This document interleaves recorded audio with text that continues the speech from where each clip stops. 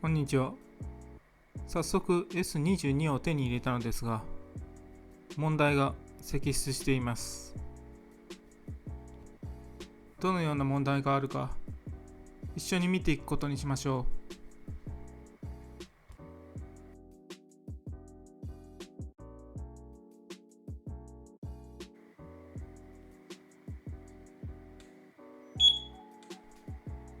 う。まず、アプリが S22 を認識していないので、車体とアプリケーションを接続することができないのです。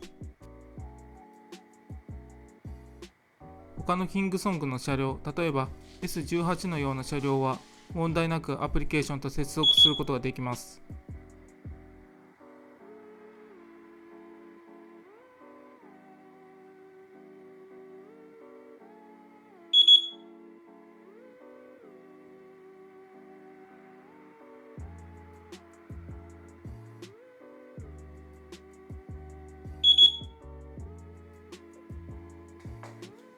アプリと接続することができないため、車体ロックを解除することができません。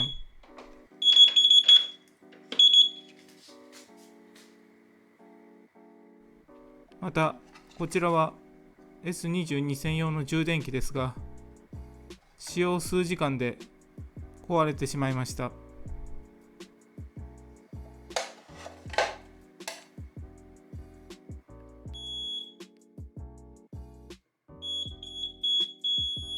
また、車体の電源を消したにもかかわらず、ビープ音が鳴りやみません。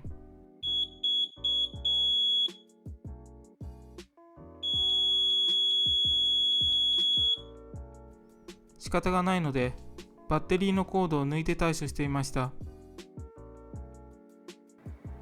今回も前途多難のようです。それではまた。